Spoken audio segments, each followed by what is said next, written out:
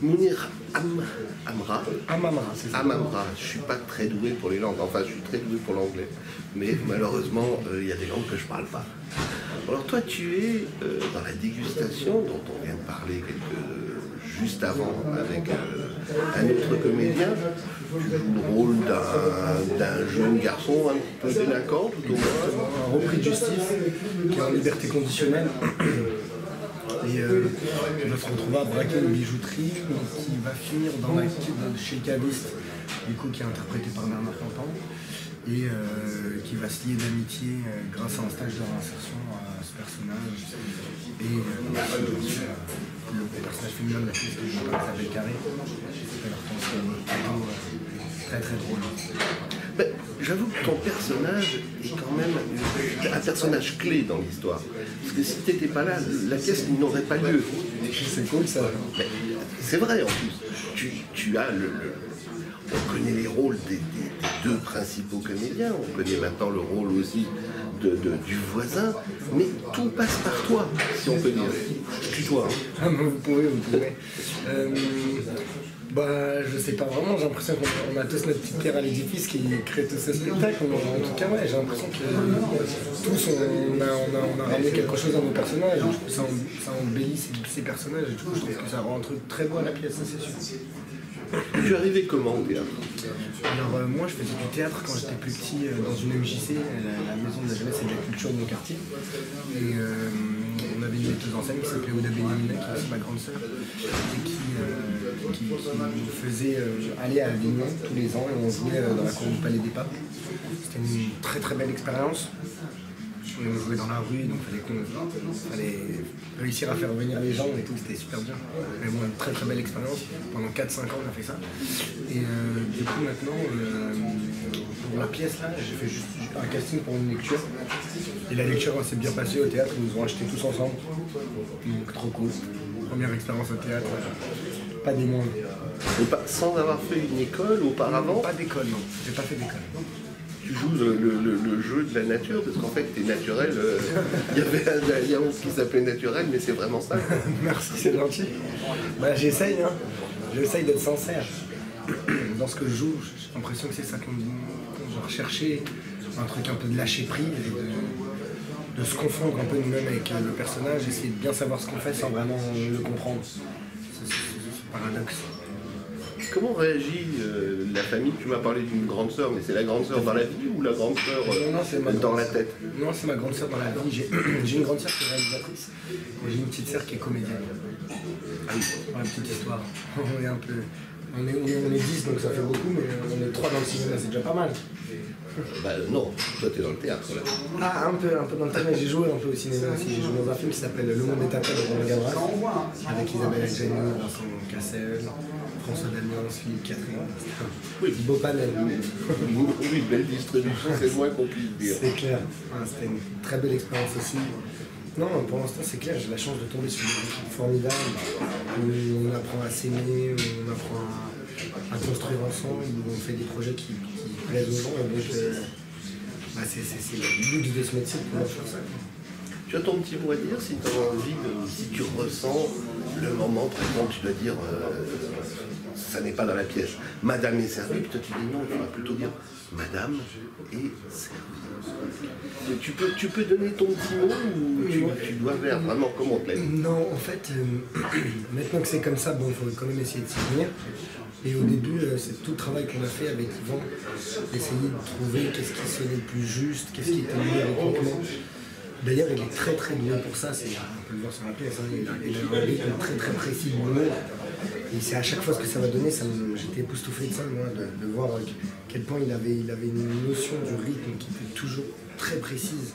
C'est un horloger de l'humour, c'est ce que je dis tout le temps. Et du coup, c'est pour ça qu'on a fait ce travail-là un peu en amont, pendant la répétition. Et maintenant, non, c'est plutôt justement comme disait Eric, j'essaie de fignoler des détails parce que c'est l'œuvre. Il faut 12 jours en vrai. Et moi, ce qui me sidère, c'est que sans école, tu arrives à être comme si tu étais chez toi sur la scène. C'est super cool. Bah, je me sens comme chez moi sur la scène. C'est vraiment un endroit où j'apprécie particulièrement être. Et Et j'ai redécouvert des sensations qui m'avaient longtemps manqué et j'aime beaucoup, beaucoup ça. Non, c'est vrai que j'aime beaucoup, beaucoup sur scène. Et les planches, c'est quelque chose. Le public en face de soi, les réactions immédiates. C'est un travail très, très, très, très, très bien. Qu'en pense ta famille, vous êtes une famille de 10 apparemment.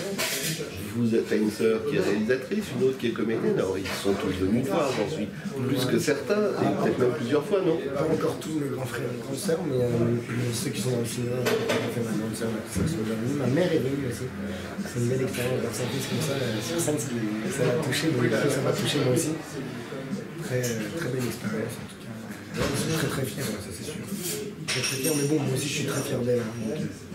C'est un truc très réciproque. Alors maintenant, est-ce que tu vas te décider à faire plus encore dans le théâtre, dans le cinéma? Qu'est-ce qui te branche le plus? Alors franchement, j'ai envie d'essayer à tout. J'ai vraiment envie d'essayer à tout. J'ai envie de continuer bien sûr le théâtre, j'ai envie de continuer le cinéma, j'ai envie d'avoir des rôles. En fait, j'ai envie aussi de changer de rôle un peu. Avoir des rôles où je suis plus forcément la racaille, où je deviens juste un jeune et à une vie, quoi. Et c'est l'aventure-là qui vont se passer dans sa vie, sans toujours le stéréotype du racaille, la petite frappe, le mec de banlieue. Oui, mais ça, c'est. Je t'arrête parce que je ne peux pas laisser dire que tu es une racaille dans la pièce. Au départ, certes, mais bon, comme je te l'ai dit, tu évolues dans toute la pièce, et à la fin, tu n'es plus du tout ni une racaille, ni une ordure, ni un beurre, ni tout ce qu'on veut. Tu es le mec qu'on aimerait rencontrer, avec qui on aimerait discuter, qui t'apprend la vie, quoi. Donc c'est comme ça que vous l'avez perçu? Vous avez l'impression que cette étiquette est sans enlever? Ah oui. C'est intéressant parce que moi aussi je trouve justement qu'on cache les clichés dans la pièce, mais les clichés ils existent et j'aimerais bien du coup moi ce que je vous explique c'est carrément même dès le début quoi, que ce personnage n'existe pas qu'on se dise ah tiens les clichés sont tombés, mais plutôt que ah tiens les clichés ne sont pas là. Dès le début de la pièce c'est le petit qu'on aime bien, qu'on adore et c'est un bon petit. Voilà. Après là c'est sûr que ça prêtait pas à ça parce que du coup là c'est le thème de la pièce, c'est de mettre des personnages très ancrés dans une réalité et du coup déconstruire cette réalité à chaque fois. C'est le thème de la pièce, c'est très intéressant et ça nous rappelle les valeurs de l'humanité, ça nous rappelle qu'on est des humains et qu'en vrai faut s'aimer et qu'il faut arrêter avec tous ces préjugés, toutes ces idées reçues qu'on peut avoir. Donc non, bien sûr c'est très beau, mais j'aimerais bien, j'aspire quand même à deux choses encore. Et c'est bien, un peu de tout. En fait, j'aimerais bien tout faire, j'aimerais bien faire même des vidéos de théâtre. J'adorerais être grimé et tout. Ah, j'adorerais. Est-ce que tu avais vu la pièce qui se jouait il y a un an, pas très loin d'ici, au gymnase, avec... C'est voilà. Non, j'ai pas vu. J'en ai entendu parler. Parce que là, il n'y avait pas non plus ce côté... Non, j'ai pas vu. Voilà. Mais ouais, c'est vrai, j'en ai entendu parler. Non, mais de toute façon, c'est cool. Il y a des projets en ce moment qui sont en train d'éclore petit à petit, où bien sûr, on est en train de sortir tout ça et c'est génial. On a de la chance, on n'a pas resté debout, mais on arrive. Là, c'est toute une nouvelle génération comme ça qui est en train d'éclore, d'acteurs qui sont formidables, des grandes fiertés. Je suis entouré de gens, je les trouve tous meilleurs les uns que les autres. Mais tu sais, toute une génération qui arrive en force et qui est très libre, très ouverte d'esprit. Et ça, c'est juste une super joie, quoi. De pouvoir côtoyer des gens comme ça, de voir que cette nouvelle génération qui arrive, des comédiens, des réalisateurs, et de chefs forts, et d'ingé son, ils arrivent avec une toute nouvelle ouverture d'esprit qui est forcément très intéressante. Alors tu penses à qui particulièrement que tu aimerais avoir comme directeur de casting, comme directeur de metteur en scène ou qu'on joue avec? Alors un directeur de casting, j'adore Pierre-François Créancier, je le trouve vraiment génial. Ensuite en femme, j'adore Judith Chalier, une petite pépite dans ce monde-là. En comédien, énormément de comédiens que je trouve super géniaux qui sont en train d'un peu d'éclore. Par exemple, il y a une comédienne, il y a Leïa Mandra, qui est aussi ma petite sœur. Tricheur. Mais sincèrement, elle est en train de faire une sacrée belle carrière et je souhaite encore beaucoup de réussite. Mais c'est clair qu'elle est en train de faire de la place pour du monde et c'est trop cool de pouvoir faire ça à son âge. De pouvoir faire ça à son âge, c'est très intéressant. Tu parles trop jeune, 22 ans, tu dois pas être loin de ça. Hein. Moi j'ai 28 ans.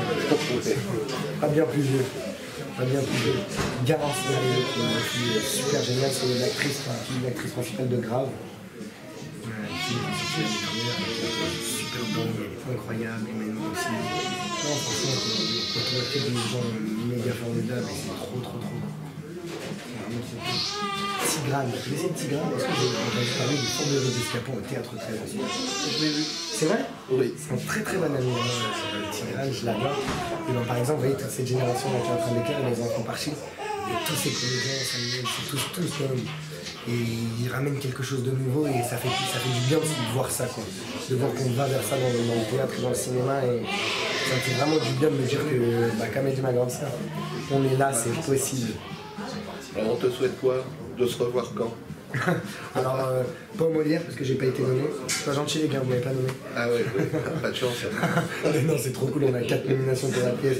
Meilleur comédien, meilleure comédienne, meilleur second rôle, meilleure comédie. Non, ouais, super heureux. Molière pour la meilleure comédie, j'espère. Bon, écoute, je te souhaite ça, mais pour toi, personnellement? Pour moi, personnellement, pouvoir pratiquer mon métier avec des gens qui sont super et que j'apprécie beaucoup, dans des projets que je respecte et avec lesquels je suis très content d'être. C'est ça, je pense, le mieux qu'on puisse faire. Bon, bah alors, je te souhaite tout ça. Merci bien. On se retrouvera, je l'espère, bientôt pour une autre pièce, pour une autre expérience sur le théâtre, parce que le cinéma, j'en parle beaucoup moins quand même. Merci. Merci à vous, très bonne journée.